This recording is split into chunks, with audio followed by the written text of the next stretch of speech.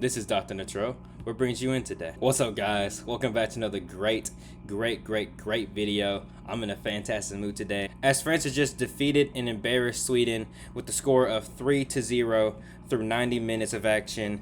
Shout out to everybody involved. Shout out to the entire France attack, the entire midfield, the entire defense, and Mayon playing some absolutely incredible goalkeeping. This video will be more on France. This video is more so of a France glaze fest. So first off, I want to give a massive shout out to Chouamani and Rabiot, continuing to show that having two midfielders is truly a blessing with how France plays. The ability to have two midfielders that are just box to box everywhere on the pitch at all times. There's not a single frame of a game, in my opinion, on the television where Rabiot is not on the screen. Anytime we are losing the ball, whether that be a mistake from the attack or just us losing it in transition, however that may be, you can always count on Chouamani to rush back, get a tackle. Always can count on him to be there when you need him. He is a fantastic center midfielder, in my opinion. One of the best CDMs in the world. In my opinion, he's the best CDM in the world. Just always there, always being there when you need him. His heat map is everywhere on the pitch. Sensational work from Chouamani today. I thought he was sensational. Played all 90 minutes, earned his spot back. I want to get on to defenders. As I said, Gyökeres and Isak were constantly getting over our heads and rushing and running past our defenders. Shout out to Saliba and Upamecano, not allowing them to get any open, easy looks. Always being there with them, always running up, keeping the same pace. I believe both of them mocked in 90 minutes. Yep, they both played 90 minutes.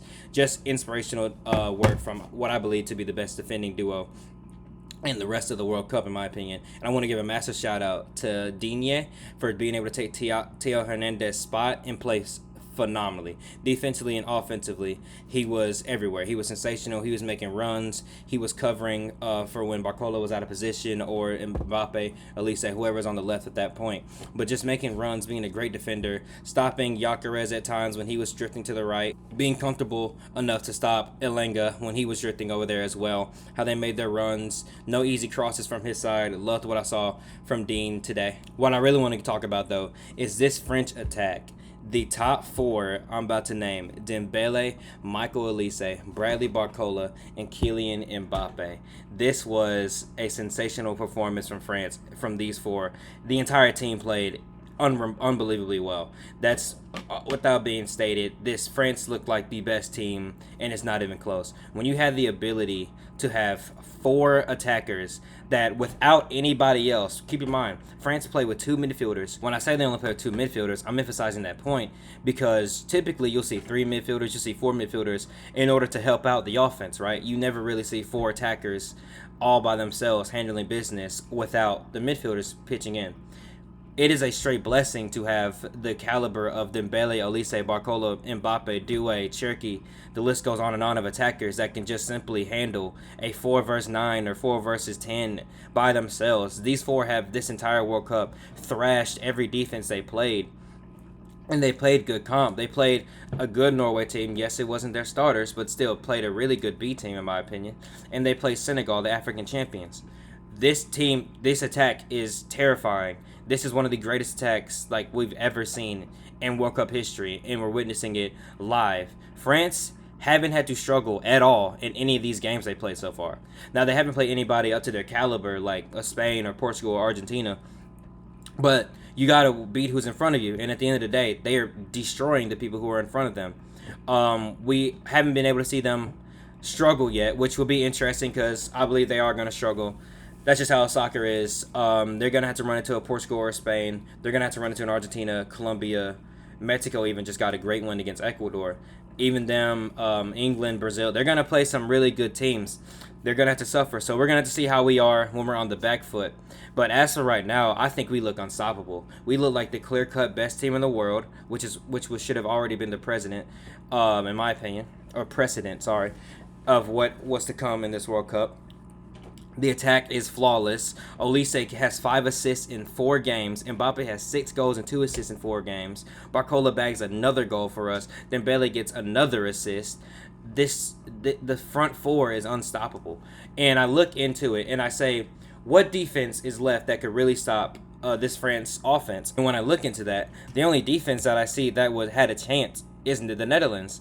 And they just got bounced out by Morocco. All credit to Morocco, fantastic side. But in my opinion, the Netherlands, other than us, had the best defense left in this bracket. So what that tells to me is I think France is going to score 3+ goals every single game now. There isn't a defensive scheme that you can do against them that's going to stop these guys. You can do a low block. They've broken down the low blocks. They've killed people with the low block. They've destroyed Iraq. They've banished Senegal into relegation. Like they have been handed teams that play traditionally how you stop a lot of scoring, and they've been able to put 3+ goals in every single game. France in this World Cup have a combined total of 13 goals and 2 goals against. They have scored 13 goals and only giving up 2 in 4 World Cup games. This is remarkable. Obviously anything can happen in the World Cup. Injuries, XYZ, random teams can show up out of nowhere. But this team right here just feels as if there's nothing that can stop them. There's nothing that can stop this front four. You can't do a low block. They'll break you down. You can't play. You can't try to play open with them. They'll kill you. They just thrashed Sweden, because Sweden believe that they have a better chance of scoring if they play open, as Jokeris and Isak need a lot of space to be able to score, as they cannot create on their own, right? So you would intentionally want them far up and have a lot of space for them to come and intercept the ball and things of that nature. You can't play like that against France. If you play open against France, they're going to kill you and put 3 past you effortlessly. And it just goes back to that attack and the midfield being so consistent. Rabiot has been an unsung hero, in my opinion, for France. He doesn't get any flowers. I've never seen anybody talk about Rabiot. Understandably so. He's not a big name compared to Chouamani or anyone else. But he just does all the dirty work. I wasn't joking when I said in every frame that I see of a France game, he's there. He's there on a defense, offense. He's making runs. He's making elite tackles. He's getting interceptions. He's everywhere. To me, he's been our best midfielder, and it's not even close. I really think he's been unremarkable this entire World Cup campaign. It's been really good to see him be able to keep his role in the team, and he's earned it. I see no reason why he should ever lose his starting spot to anyone. He can do everything for us that we would ever need in a midfielder like that. I really want to get onto Olise and Kylian Mbappe. Olise and Mbappe are, in my opinion, from what I've seen in my eyes, I'm only 19, so bear with me here. This is the greatest World Cup duo I've ever seen in my life. There isn't a time in this match where these two feel like they're out of sync. If Olise picks up the ball, he's instantly looking for Mbappe. Mbappe's making clever runs. Olise knows his every move. If Mbappe's going to cut, if Mbappe's going to flank to the left, if Mbappe's going to flank to the right, if Mbappe just wants the ball back, he's going to do something. Olise just knows what to do with the ball at all times. Olise is incredible. He truly is one of, if not the best player in the world. He is remarkable. He is the engine to this offense. And before he moved to the cam spot, which I think was a genius move by Deschamps, we were scoring goals. We were scoring 3 goals, but it wasn't as easy. Right now, it seems like it's effortless how many goals France can put up on someone, because Olise is able to play the wing, the striker, and the midfield. Olise can do nothing wrong. He has excellent passing, excellent dribbles, excellent play, excellent shot, excellent decision making. And not mistaken, I believe he's only 24 years old. 24 years old. He is a flawless player at this young of an age. He's shown it for his club, for Bayern. He showed it for his country currently right now. He has 5 assists in 4 games at this World Cup currently. He can't be stopped. I haven't seen him have a bad game yet, and I don't possibly know how you can stop him. He has no counters. If you try to counter his counter, he has another counter for that. He's remarkable. He's unstoppable. Shout out to Michael Olise. If Mbappe wasn't who I wanted to win the Ballon d'Or, I'd pray you'd be holding it up in October or November, because you truly deserve a Ballon d'Or this year. Insane campaign for Bayern Munich, and even crazier campaign as you lead or help lead France to a World Cup win, which at this point, who's going to beat France? Now let's get to El Capitan, the captain of France. Kylian, my GOAT, the greatest World Cup player of all time, Mbappe. Today, Mbappe bags 2 goals. The first goal is just cinematic. It's perfect. It's picture perfect. Him weaving through defenders, him cutting back, him on the right foot, curling it right past the goalkeeper, right around the edge of his palm. It's just sensational. It's perfect. It's a goal that you'll remember for the rest of this World Cup. Maybe even a Puskas nomination deserved to be handed out to that goal. And afterwards, he goes to hug Didier Deschamps, who sadly has lost his mother recently. That's why he wasn't coaching last game. So love to see that from a captain. Love to see that from the most unselfish player that I know in the game today. Mbappe is truly a great role model and a fantastic player. But today, Mbappe's movements, his decision making, his passing, his elite footwork, his shots. Today, I believe that Mbappe and Elise didn't make a wrong step today. Today, I feel like they both played perfect games, both being back and forth, both being able to press, both being able to go after the ball, both being able to rotate around the pitch, as the four wingers love to rotate around. They're never gonna stay stagnant, which I love. Man, it always is refreshing to see someone else on the wing, someone else on the S striker, someone else playing cam, because all these four players are more than adequate or equipped to be able to do that. That's what I really love about this French team and more. They all can just rotate. It's so easy to just have 6 people back there in case you try to counter, because you can't counter France. You really can't. If everybody is pushed back, which they normally are, if you steal the ball from France, good luck. You have to run into Chouameni, Rabiot, Koundé, Upamecano, Saliba, and Digne, and then you have an elite goalkeeper in the back, Magnon. It's remarkable how elite this team is. I really believe they're going all the way. We're going all the way.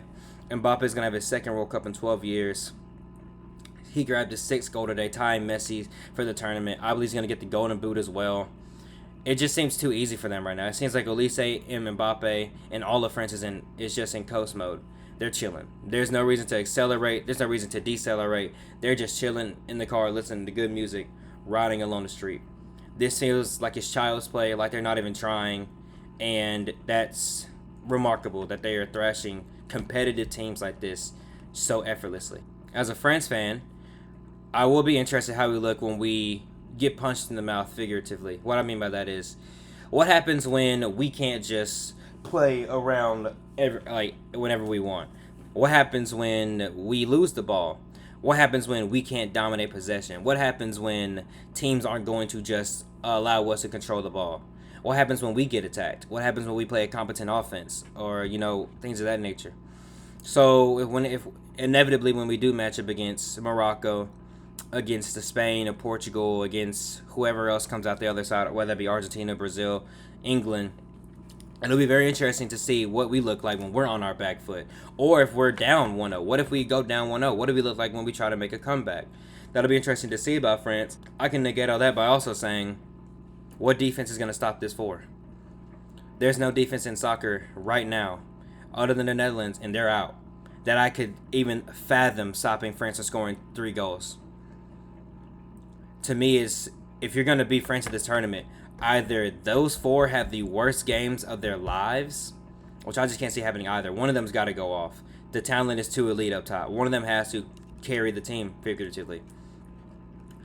Or you can outscore them. And I really think there's no offense that can do that, barring Spain. We've seen Spain put up 5 on France. Not the same team, but still, they have the firepower to put up 7 on anybody. But that's just one thing I'm thinking of with France is, what will we look like when we aren't up 3-0 and with like 20 minutes left?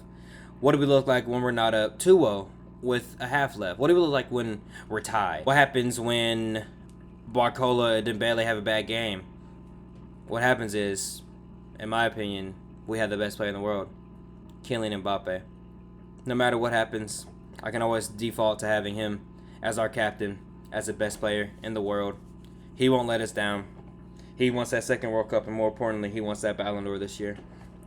So, yeah, that's all I got for this video, man. Hope you guys enjoyed. Hope you guys don't forget to leave a like, comment, subscribe as well, please. And don't forget to have a blessed day. Keep God number 1. Keep him in your prayers. Keep everybody in your prayers. I want to send a special prayer to CJ2K as well, man. His ALS, the news of him getting ALS is very sad. If you're not aware of that, he's a famous football player. He's insanely good at football. One of the greats to ever play the sport. He played running back. One of the fastest players to ever grace the field of any sport ever. It's very sad to see that, him in this current state of mind. Hopefully he keeps praying and keeps leaning towards God and seeing what the Lord can do about ALS. For those of you that do not know, ALS just shuts your entire body down, and you can imagine if nothing in your body worked, including your heart, your lungs, you can't breathe. You can imagine what happens after that. So a scary situation, but prayers up to him. You never know what can happen, though. Anything can happen. So as long as he keeps being faithful, the decision that the Lord has made won't be in vain, and it won't be incorrect. So prayers up to him. But with that being said, man, hope you guys have a blessed day. Don't forget to think about somebody else, tell somebody you love them. And with that being said, this has been Dr. Natrell, and you can schedule your next appointment at the front desk.